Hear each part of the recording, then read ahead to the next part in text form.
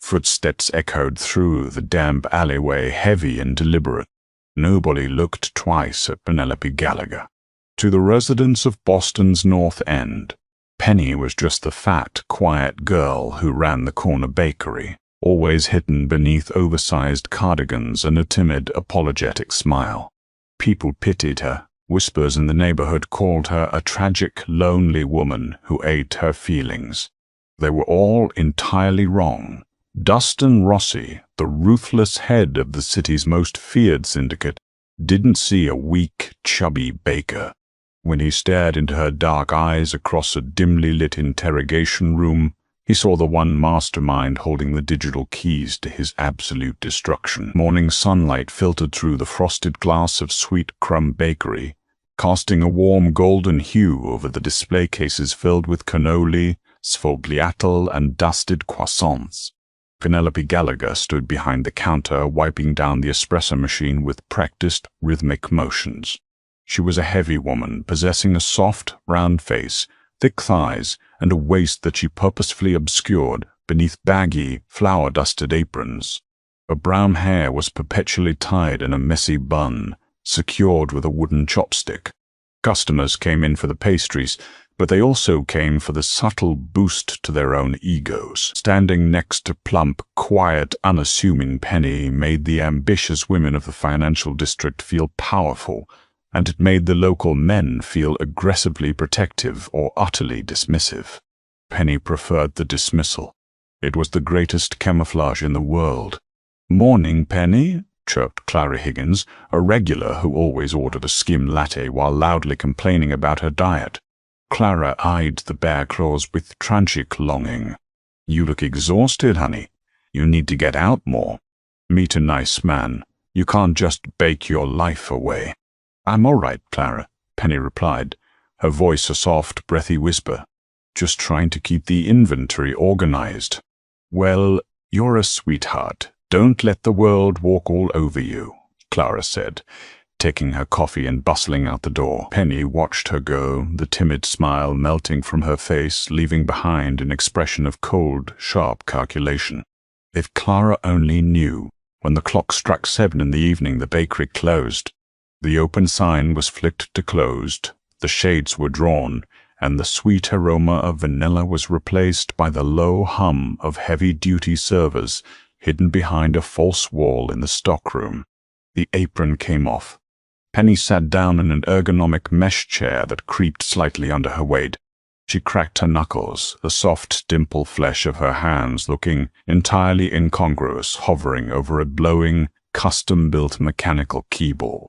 Penelope Gallagher was not just a baker. She was Ghost, a phantom forensic accountant and elite black hat hacker who specialized in tracking, seizing, and rerouting the illicit funds of the Eastern Seaboard's most dangerous organized crime syndicates. Her monitors flickered to life, illuminating her round cheeks in a ghostly blue light. For the past 6 months, she had been meticulously unraveling the financial web of the Rossi family.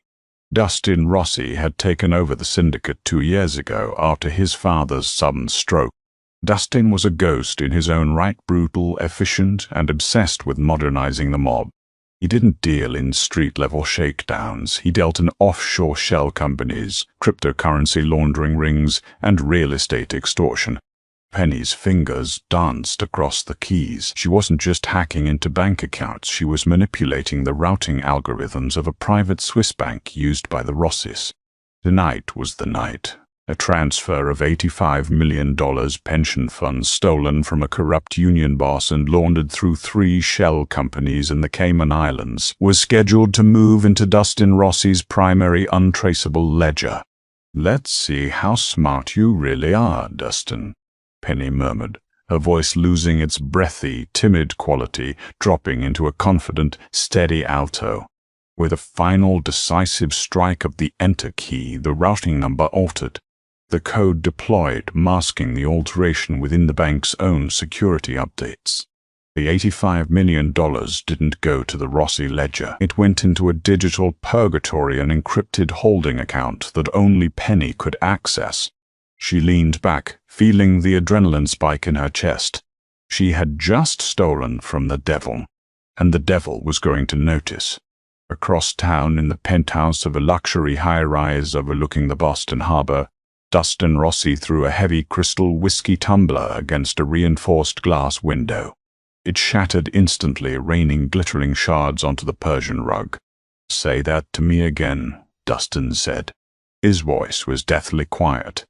He was a tall man, impeccably dressed in a bespoke charcoal suit, with sharp, aristocratic features and eyes the color of slate.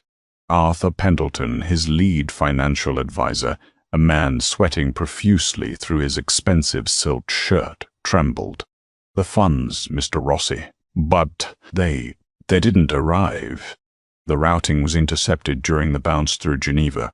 "Intercepted," Dustin repeated, the word tasting foul in his mouth. "By whom? The feds?" No, Arthur stammered, frantically wiping his forehead. "Not the feds. It was a surgical strike. Single user. The encryption left a signature. Just a ghost protocol. Someone took the money, sealed it, and left a digital lock. We can't find it." Dustin walked slowly toward Arthur, his presence suffocating the room. $85 million doesn't just vanish into thin air, Arthur. Money leaves a trail. Find the entry point. "We did," Arthur whispered, terrified. "The IP bounce traces back to a localized node, a neighborhood in the North End." Dustin's jaw tightened. "A local? Someone in my own city is stealing from me." He turned to his underboss, a hulking, scarred man named Anthony. "Tony, get the tech team. Triangulate the exact address. We're going to pay a visit." 2 days later, the bell above Sweet Crumb Bakery chimed. Penny was at the counter arranging a fresh tray of lemon tarts. She wore a bulky, pale yellow cardigan that made her look even rounder, her hair falling in messy, flour-dusted strands around her face. The temperature in the room seemed to drop 10 degrees. 3 men walked in. The 2 in the back were built like brick walls, their eyes scanning the bakery with professional paranoia. But it was the man in the front who commanded all the oxygen. Dustin Rossi. Up close, he was even more intimidating than his digital dossier suggested. He moved with a terrifying, contained grace, his dark eyes sweeping over the pastel-pink walls, the quaint chalkboard menu, and finally landing on Penny. Penny's heart hammered against her ribs, but her training took over. She instantly shrank into herself, her shoulders rounding, her eyes widening in perfect textbook panic. She wiped her hands nervously on her apron, taking a physical step back. "Can I help you, gentlemen?" she stammered, her voice pitched high and wavering. We don't have a lot of bread left today. Just pastries." Dustin stepped up to the counter. He looked down at her. He saw exactly what she wanted him to see. A fat, trembling, pathetic baker who looked like she might burst into tears if he spoke too loudly. "We're not here for bread," Dustin said smoothly, his baritone voice vibrating with quiet menace. He placed a single leather-gloved hand on the glass display case. "Are you the owner, Penelope Gallagher?" Yes," Penny whispered, looking down at her shoes. Did I forget her permit? I paid my neighborhood dues to Mr. Moretti last month. I swear I did." Dustin studied her. The tech team had traced the localized signal to this block and then specifically to the electrical grid attached to this very building. They assumed the hacker was renting the apartment upstairs, but they had found it completely empty. The only tenant in the entire building was the chubby baker in front of him. "I'm not here about your protection dues, Miss Gallagher," Dustin said, leaning slightly closer. He inhaled. She smelled like butter, vanilla, and fear. "I'm looking for a tenant. Someone using an excessive amount of power in this building." "Power?" Penny's lip trembled. "I have 3 commercial ovens. They use a lot of electricity. Is that a crime?" She looked up at him, her dark eyes swimming with unshed tears. It was a masterful performance. She used her weight, her softness, her societal invisibility as a shield. People like Dustin Rossi, apex predators, did not look at women like Penny and see threats. They saw prey. They saw irrelevance. Dustin stared at her face, the soft, doughy cheeks, the fearful eyes. It was impossible. This trembling woman couldn't be the architect of the most sophisticated cyber heist in Mafia history. "Check the back," Dustin ordered Tony. "No, please," Penny cried out, stepping out from behind the counter, using her bulk to clumsily block the swinging door. "My health inspector score, you can't go back there without handits, please. You'll ruin my livelihood." Tony simply shoved her aside. He didn't hit hard, but the casual violence was enough to send Penny stumbling back, landing heavily on a flour sack with a sharp gasp. Dustin watched her fall. He felt a fleeting, bizarre flicker of distaste at Tony's roughness, but squashed it immediately. He watched as Penny scrambled backward, clutching her knee, tears finally spilling down her plump cheeks. "Tear the place apart," Dustin said coldly. For 30 minutes the men ravaged the bakery.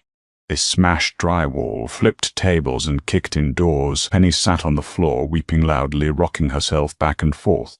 But behind her tear-soaked hands, her dark eyes tracked their every move. She wasn't watching the destruction, she was calculating their search patterns. She knew they wouldn't find the server room. It was built behind a foot of solid, lead-lined concrete, accessible only through a false panel inside the industrial freezer.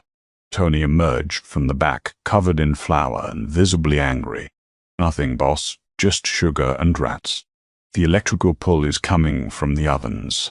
Dustin frowned. His instincts, which had kept him alive in a world of cutthroats, were screaming at him. The tech was flawless. The location was accurate. The only anomaly was the woman on the floor. He walked slowly over to Penny, crouching down so he was eye level with her. She flinched, shrinking back against the counter. "You're a very frightened woman, Penelope," Dustin said softly. "You destroyed my store," she sobbed, burying her face in her arms. "I did," he agreed. He reached out, his gloved fingers catching a strand of her messy brown hair. She froze. "But I'm wondering why a woman who was so terrified of me didn't reach for the panic button I saw wired under the register. I also wonder why, when Tony pushed you, your eyes immediately darted to the industrial freezer instead of the exit." Penny's breath hitched, a microscopic slit. Dustin smiled, a cold, terrifying expression. "You're a good actress, but you have tells. Pick her up, Tony. We're taking her for a ride." "No. No!" Penny screamed, thrashing as Tony grabbed her arms, hauling her heavy frame upward with a grunt of effort. "I don't know anything, please." "Then you have nothing to worry about," Dustin said, adjusting his cuffs. "But I think underneath all this sugar and flour there's a rat hiding, and I excel at extermination." The safe house was a brutalist concrete structure on the edge of the harbor, cold and unfeeling. Penny was thrown into a metal chair in the center of a windowless room. Eerily light came from a harsh fluorescent bulb dangling overhead. She slumped in the chair, her chest heaving, the oversized cardigan slipping off one shoulder. She looked like a pathetic, broken doll. Dustin walked into the room, stripping off his suit jacket and rolling up his sleeves. He pulled up a chair and sat backward, resting his arms on the backrest, staring at her.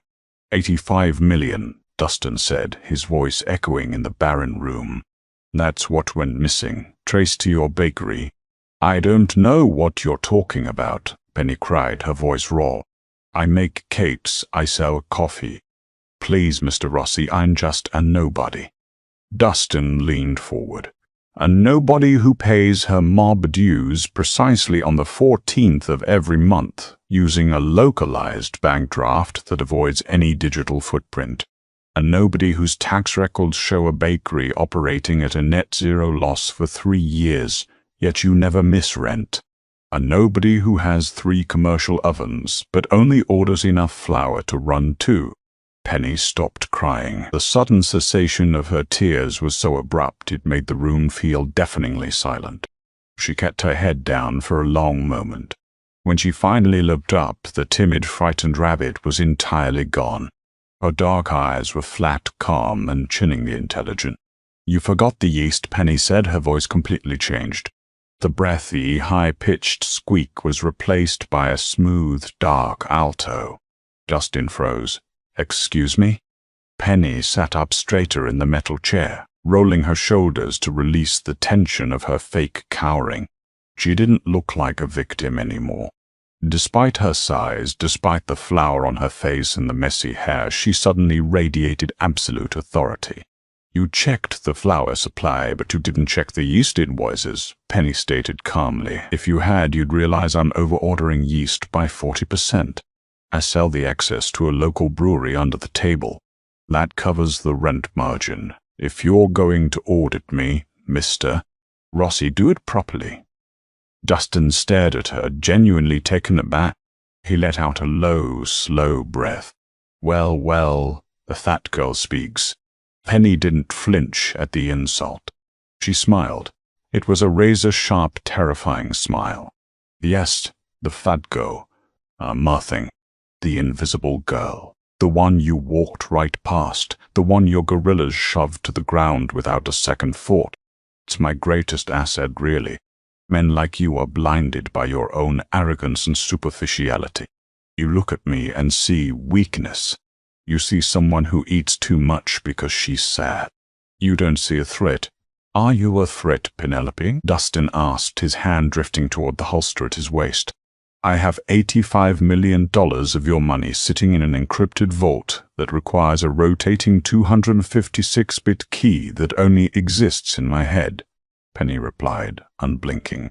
"If my heart stops, a dead man's switch activates, and that money is automatically donated in $5 increments to thousands of registered charities across the globe.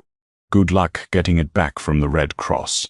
Dustin's jaw clenched so hard his teeth ground together. He pulled his gun, slamming the barrel onto the metal table between them. "I can peel your skin off an inch at a time until you give me the key." "You could," Penny agreed, leaning forward, resting her plump elbows on the table, entirely unfazed by the weapon, "but then you'd miss out on the other $300 million I'm going to help you steal." The broom went dead silent again. Dustin narrowed his eyes, searching her face for a bluff. He found none. "Who the hell are you?" he demanded softly. "My name is Penelope Gallagher. That on the dark web, you and your advisors know me as Ghost." Dustin's breath hitched. Ghost. The legendary freelancer. The hacker who had dismantled the Russian Bratva's supply chain in New York 2 years ago, vanishing without a trace. The underworld thought Ghost was a rogue NSA agent or a cartel asset. "You?" Dustin scoffed, though the doubt in his voice was rapidly fading. "You're Ghost?" "You're Ghost. I am," Penny said. "And I didn't steal your $85 million to keep it, Rossi. I stole it to get your attention, because I need a mafia boss and you're the smartest one left on the board." "Need me for what?" "To destroy Liam O'Banion," Penny said, her voice suddenly turning to absolute ice. The name of the Irish syndicate leader hung in the air. 2 years ago, Liam O'Banion ordered a hit on a journalist who was getting too close to his port smuggling operations. That journalist was my older brother. The police did nothing. The FBI did nothing. They said he was a casualty of a turf war. Penny stood up. Dustin tensed that she simply crossed her arms over her chest, towering in her own way, her presence filling the room. "I don't have the muscle to tear down O'Banion's empire," Penny continued, staring directly into Dustin's eyes. "But you do. You have the guns. You have the men. You just lack the intelligence network to bypass his secure grid. I have that network. I am that network. You help me systematically dismantle O'Banion, and I give you your $85 million back. Plus, I will hand you all of O'Banion's assets on a silver platter. $300 million in clean, untraceable cash." Dustin looked at the woman standing before him. She was heavy, messy, and entirely out of place in a mafia interrogation room. Yet she held more power in her brilliant mind than all his armed men combined. She wasn't asking for his help. She was extorting him into an alliance. A slow, dark smile spread across Dustin Rossi's face. The game had completely changed. "Sit down, Penelope," Dustin said, gesturing to the chair. "Let's talk business." Thick black cables snaked across the imported mahogany floor of Dustin Rossi's private study, transforming the opulent space into a makeshift command center.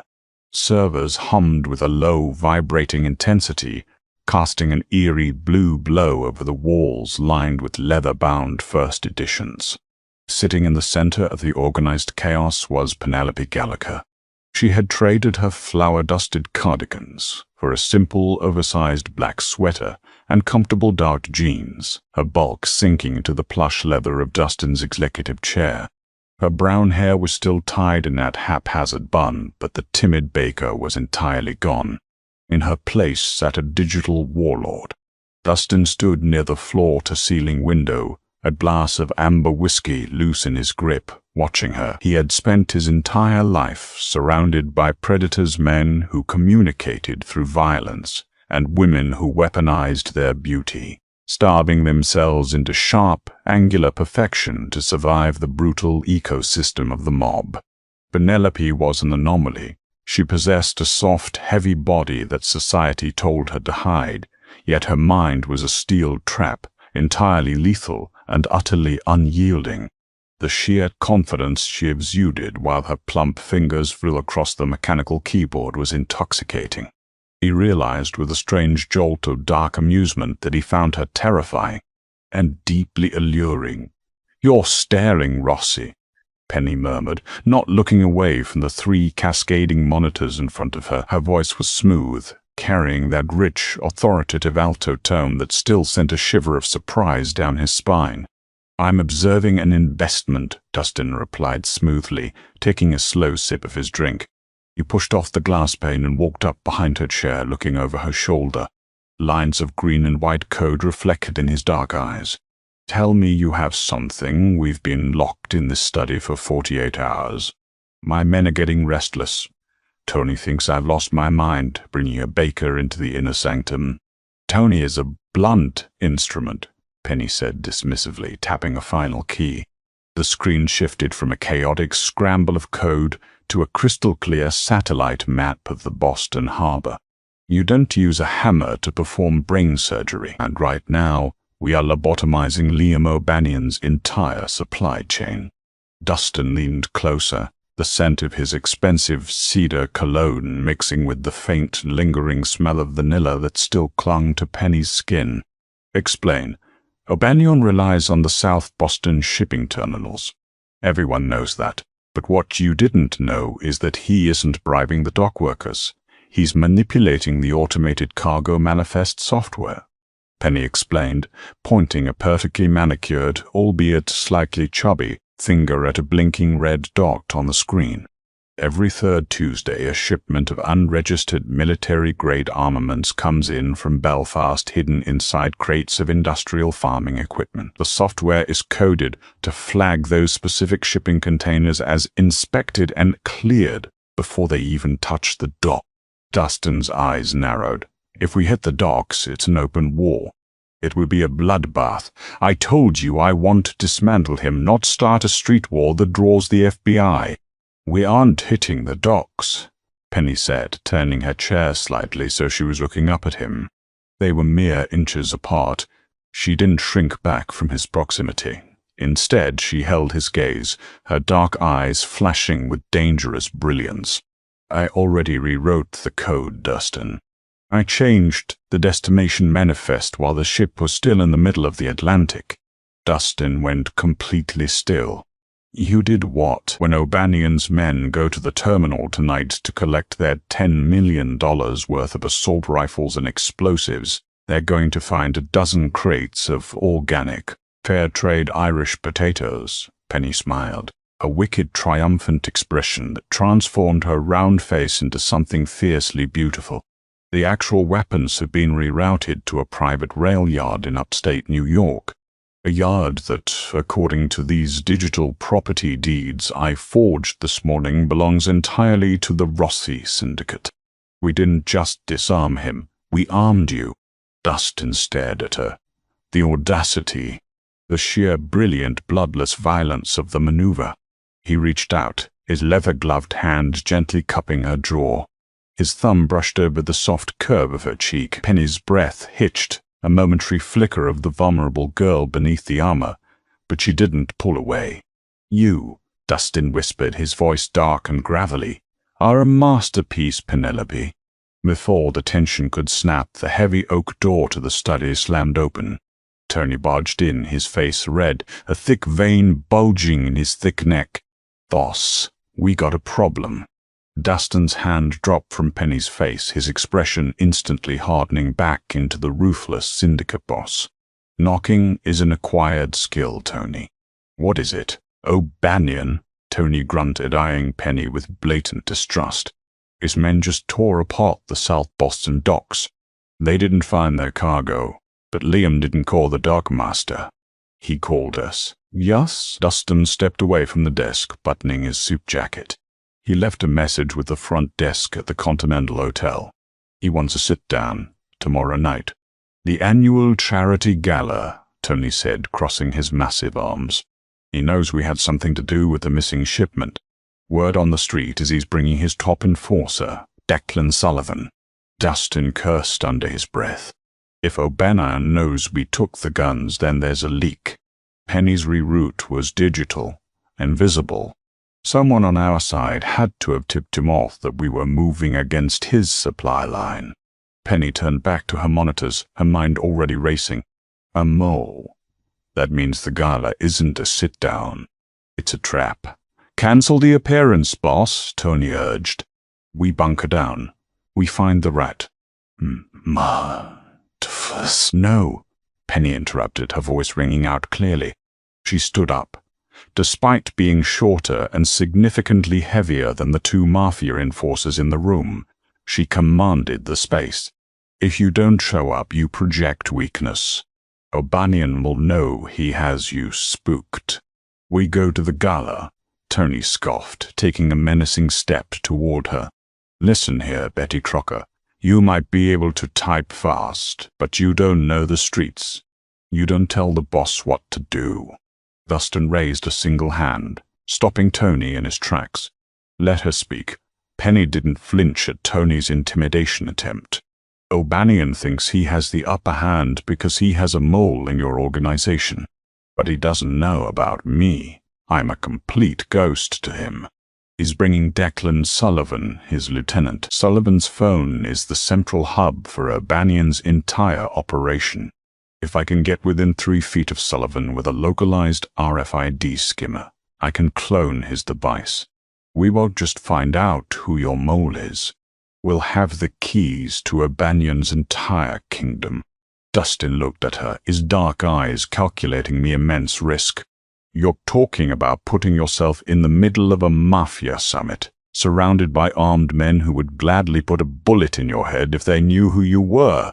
You're a hacker, Penelope, not an operative." "I survived hiding in plain sight for 3 years, Penny countered, her chin lifting defiantly. "People look at me and they see a fat, harmless woman. Let me use that. Let me be the invisible girl one more time." Dustin remained silent for a long moment. Finally, a slow, predatory smile crossed his lips. "Fine. We go to the gala. But you're not going as a baker." Champagne flutes clinked softly against the backdrop of a live jazz quartet inside the Grand Continental Hotel. The grand ballroom was a sea of glittering chandeliers, silk drapery, and the most dangerous criminals on the eastern seaboard masquerading as philanthropic elite. Dustin Rossi stood near a towering ice sculpture, a glass of expensive bourbon in his hand. He wore a midnight blue tuxedo that tailored perfectly to his broad shoulders, radiating lethal elegance. But for the first time in his life, the whispers in the room weren't entirely about him. They were about the woman on his arm. Penelope Gallagher did not try to hide. When Dustin's stylists had arrived, she had rejected the black slimming gowns they pushed on her. Instead, she chose an emerald green velvet dress with a plunging neckline and a high dramatic slit. The heavy fabric clung to her thick curves, accentuating the soft swell of her hips and the generous flare of her thighs. Her brown hair was swept up in a complex, elegant twist, and deep red lipstick painted her mouth. She looked opulent. She looked powerful. She was a masterclass in weaponized femininity, entirely unapologetic about the space she occupied. "Breathe, Penelope," Dustin murmured, leaning in close so his lips brushed the shell of her ear. To the outside observer, it looked like a lover's whisper. "I am breathing," Penny replied, her voice steady though her heart was hammering against her ribs. Hidden inside the small, jeweled clutch in her hand was a military-grade localized data skimmer. "I'm just scanning the perimeter. Half the men in this room are staring at you," Dustin noted, a strange edge of possessiveness bleeding into his tone. He wrapped his arm securely around her waist, pulling her plush body flush against his rigid side. "You look magnificent." A flush of heat rushed to Penny's cheeks, but she didn't have time to process the sudden, intense electricity coursing between them. Her eyes locked onto the entrance. Liam O'Banion had arrived. The Irish boss was an older man, silver-haired and sporting a perfectly trimmed beard, looking more like a retired senator than a ruthless killer. But trailing just behind his right shoulder was Declan Sullivan. Declan was built like a heavyweight boxer, his eyes darting around the room with paranoid intensity. "Target acquired," Penny whispered, seamlessly slipping into her operative persona. "I need 3 minutes. Get O'Banion's attention. Draw him away from the center floor." "Be careful," Dustin commanded. It wasn't a suggestion. He released her, stepping forward into the crowd to intercept O'Banion. Penny watched as the two titans of the underworld met, their smiles fake, their handshakes tight enough to crush bone. Declan Sullivan remained a few paces back, leaning against a marble pillar, aggressively tapping away on a secure smartphone. This was the moment. Penny took a deep breath, letting her shoulders relax. She channeled the clumsy, socially awkward Baker, overlaying it with the guise of a slightly inebriated socialite. She grabbed 2 glasses of champagne from a passing waiter and began to weave through the crowd, her heels clicking against the marble floor. She timed it perfectly. Just as she passed the pillar, she feigned a stumble, her heel catching on the hem of her velvet gown. With a startled gasp, she pitched forward, crashing directly into Declan Sullivan's solid chest. "Hey, watch it!" Declan barked, stumbling back as the cold champagne splashed across his expensive suit jacket. "Oh my gosh, I am so sorry." Penny cried, her voice pitching up into that breathy, panicked octave she had perfected. She frantically dabbed at his lapel with her bare hand, her jeweled clutch pressing directly against his suit pocket where he had just shoved his phone. Beneath the velvet of her bag, a small green light blinked. The skimmer activated. The progress bar in her mind started ticking. 10%, 20%. "Get off me, lady," Declan snarled, aggressively shoving her back. Penny stumbled, her heavy frame wobbling. I'm so clumsy. Please excuse me."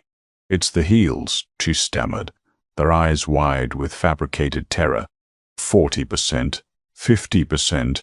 She needed just a few more seconds. She dropped to her knees, pretending to search for an earring on the marble floor right at his feet. "I dropped my earring. It's a diamond. Please, just give me a second." Declan looked down at her, his face twisting in disgust. He saw exactly what he was conditioned to see, a desperate, clumsy, overweight woman making a fool of herself. He didn't see the predator in the velvet dress. "Pathetic," Declan muttered, turning his back on her to try and dry his jacket with a napkin. 80%, 90%, 100%, data cloned. A tiny silent vibration from her clutch signaled a completion. Penny swiftly grabbed a random piece of glass from the floor, stood up, and offered another frantic apology before scurrying away into the crowd. She didn't stop moving until she reached the private balcony overlooking the city lights. The crisp autumn air hit her flushed face. She snapped open the clutch, pulling out the skimmer and a small cable, instantly connecting it to a secure tablet hidden in the folds of her dress. Lines of decrypted text flooded the screen. She was inside O'Banion's network. The access was absolute, but she wasn't looking for his bank accounts yet. She was looking for the rat. Her fingers flew across the glass screen, running a reverse query on the last outgoing messages from Declan's phone to any number pinging off Rossi's localized cell towers. The search yielded a hit, a hidden encrypted contact labeled Oracle. Penny opened the message log. Oracle, Rossi hit the shipping manifest. Cargo rerouted. He's bringing the hacker to the gala. Target the woman in green. Penny's blood ran cold. The mole didn't just know about the shipment. The mole knew about her. She quickly traced the IP address of the burner phone associated with Oracle. The geographic locator pin dropped onto a digital map. It wasn't pinging from across the city. It was pinging from inside the hotel, inside the ballroom. "Gotcha!" Penny whispered. She tapped the final node, revealing the registration data of the device. The name flashed on the screen. Arthur Pendleton, Dustin's lead financial advisor. The swaggering interest thing she truly noticed. He was the leak. Before Penny could turn to go back inside, a heavy hand clamped over her mouth. A massive arm wrapped around her waist, hauling her backward into the shadows of the balcony. The scent of stale tobacco and cheap cologne filled her nose. "Look what we have here," a rough voice whispered in her ear. The boss said to look out for a fat chick in a green dress playing with a tablet. "You're coming with us, sweetheart." Penny thrashed, driving her stiletto heel backward into the man's shin.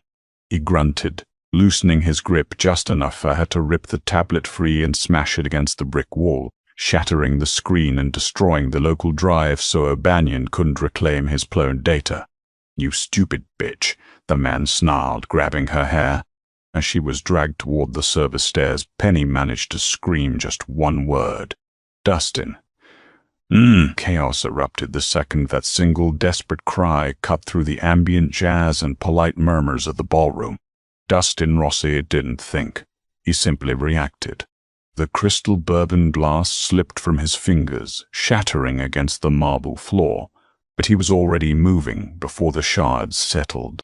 His slate-gray eyes locked onto the heavy mahogany doors leading to the service corridors. "Tony, balcony." "No!" Dustin barked, his voice slicing through the elegant veneer of the party like a butcher's blade. He shoved past a bewildered senator, his hand instinctively dropping to the custom Glock concealed beneath his tuxedo jacket. Dustin hit the balcony doors with his shoulder, bursting into the crisp autumn night, just in time to see a massive shadow dragging a struggling emerald-green silhouette into the dimly lit service stairwell. Inside the concrete stairwell, Penny was fighting for her life. She wasn't a trained assassin, nor was she athletic, but she possessed sheer mass and a brilliant calculating mind. As the thug, a scarred brute named Connor, tried to hoist her over his shoulder, Penny intentionally went entirely limp, dropping her full heavy weight downward. The sudden shift in gravity threw Connor off balance. He grunted, stumbling forward against the iron railing. Capitalizing on the opening, Penny drove her elbow backward into his throat with everything she had. Connor gagged, his grip loosening just enough. Before Connor could recover and strike back, the heavy metal door above them was kicked off its hinges. Dustin stood at the top of the landing, a terrifying vision of absolute, unbridled wrath. He descended the stairs, not with frantic panic, but with the terrifying, predatory speed of a hunting leopard. Connor reached for the pistol at his waistband, but he was far too slow. Dustin grabbed the man's wrist, twisting it sharply until a sickening snap echoed through the concrete stairwell. Connor screamed, dropping the gun. Dustin followed up with a brutal strike to the man's knee, collapsing him, before grabbing him by the collar and slamming his skull against the cinder block wall. Connor slumped to the floor, unconscious. Dustin immediately turned to Penny, dropping to his knees beside her. His hands hovered over her, checking for injuries, his usually cold eyes wide with a frantic vulnerability he had never shown to another living soul. "Penelope, are you hurt?" "Did he touch you?" Dustin demanded, his voice thick with ragged adrenaline. Penny sat on the cold stairs, her chest heaving, her beautiful emerald dress torn at the shoulder, her dark hair tumbling out of its elegant twist. She looked up at him, her dark eyes still blazing with residual adrenaline. She didn't cry. She didn't shake. "I broke the tablet," Penny gasped out, her chest rising and falling heavily. "I destroyed the local drive before he could take it. O'Banion doesn't have the data." "Not." "I don't give a damn about the data," Dustin roared, the raw emotion surprising even himself. He reached out, pulling her soft, heavy body against his chest, burying his face in her hair. "I care about you. If I had lost you—" He didn't finish the sentence. He didn't have to. The ruthless syndicate boss was trembling. Penny melted into his embrace for a fleeting second, allowing herself to feel the solid, protective warmth of his chest. But the digital clock in her mind was still ticking. The game wasn't over. She pulled back gently, framing his sharp, aristocratic face with her plump hands. "Dustin, listen to me. I got the name before I smashed the drive. The mole, the one feeding O'Banion your manifests. Nuts. Adfrul. Man. Shoo. What?" Dustin's expression instantly shifted from relieved lover to cold-blooded executioner. "Who?" "Arthur Pendleton," Penny stated, her voice dropping back into its calm, authoritative alto. "Your financial advisor. He sent a message to O'Banion's lieutenant telling him to target me tonight." Tony, who had just rushed down the stairs, stopped dead in his tracks. "Arthur? That sweating little weasel?" Dustin stood up, his jaw set in a rigid line of pure fury.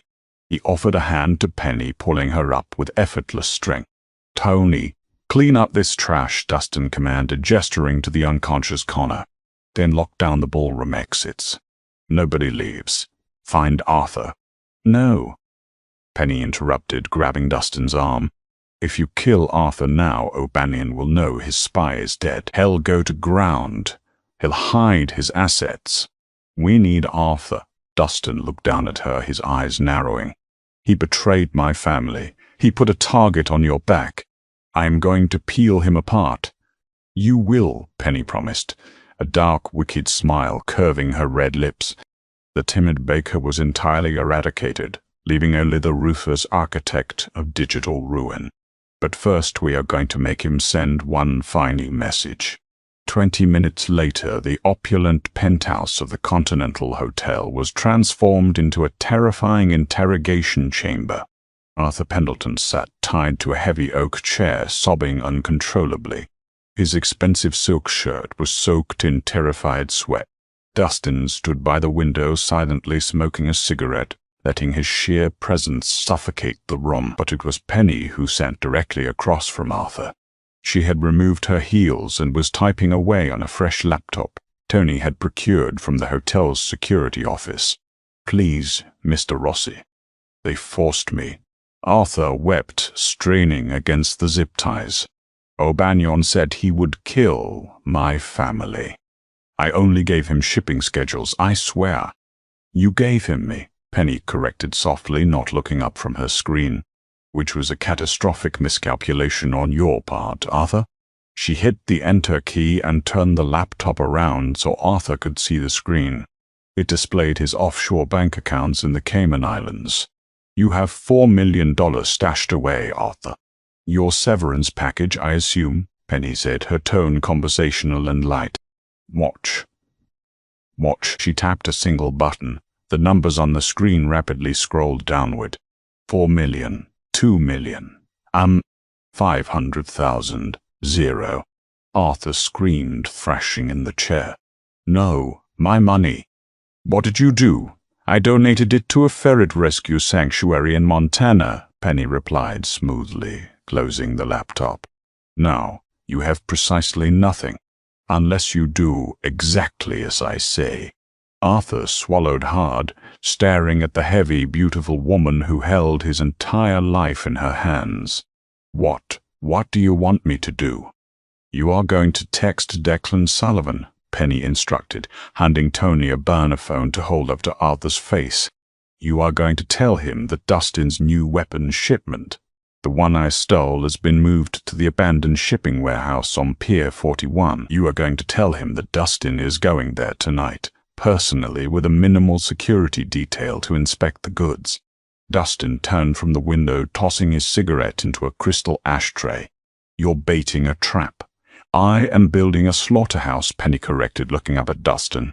Her dark eyes burned with the memory of her murdered brother.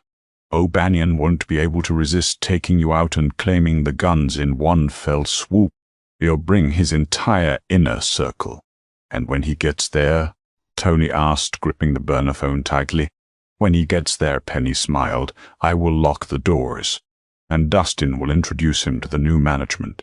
Midnight draped over Pier 41 like a heavy, suffocating blanket. The abandoned shipping warehouse was a cavernous structure of rusted iron and cracked concrete, smelling of salt water and decay. Inside, the space was illuminated by a few flickering halogen work lights, casting long, menacing shadows across the empty floor.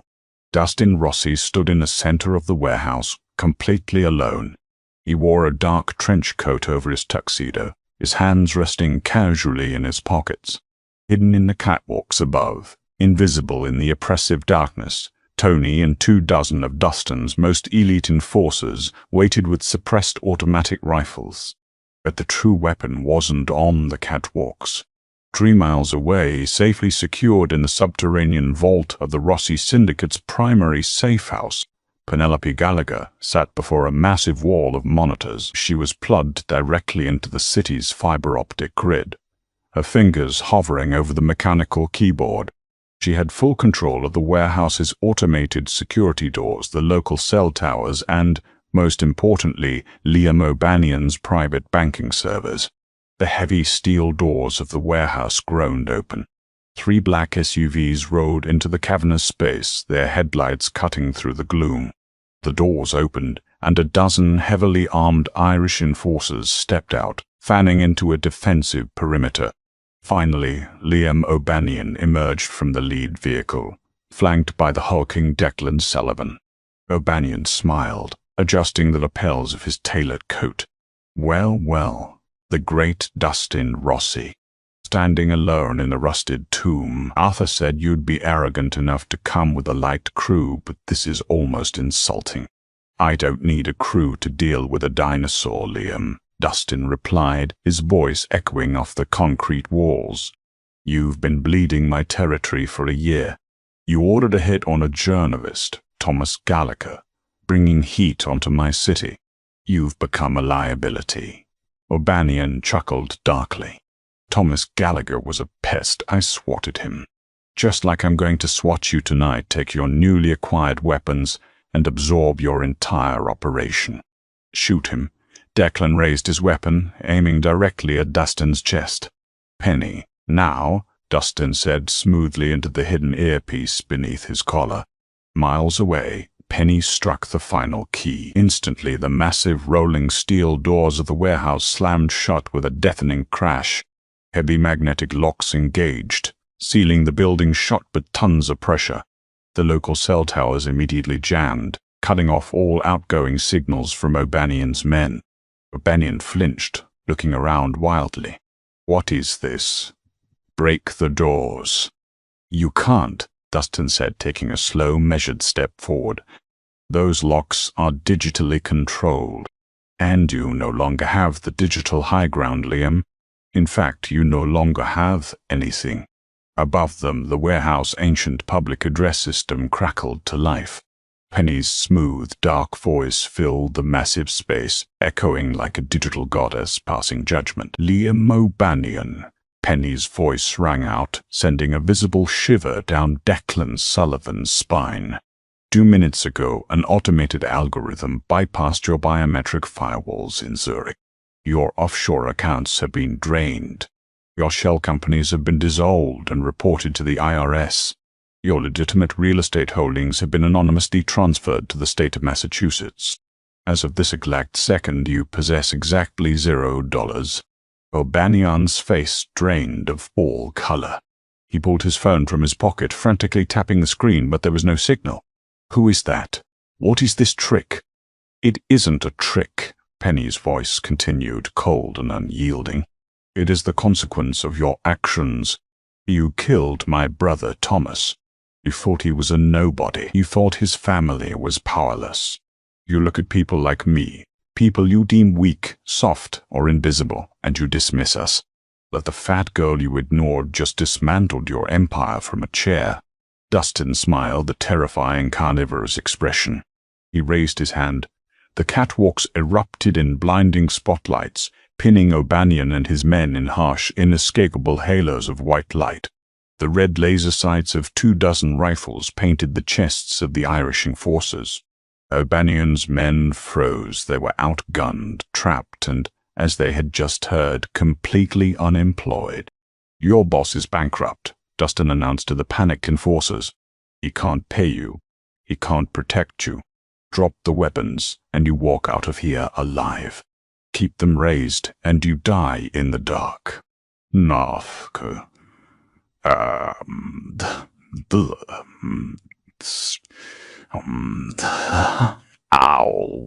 For 10 agonizing seconds, nobody moved.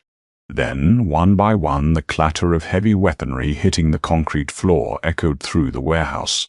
Even Declan Sullivan, realizing the absolute futility of the situation, slowly lowered his gun and kicked it away. O'Banion fell to his knees, his hands shaking as he stared at the empty screen of his useless phone. He was a king without a kingdom, a predator stripped of his fangs. Dustin walked up to O'Banion, looking down at the ruined man with absolute disdain. "Tell Arthur I said hello." He turned his back, letting Tony and his men handle the cleanup. Dustin didn't need to fire a single shot. The war had been won in silence, executed with beautiful, bloodless precision by the woman he was about to make his queen.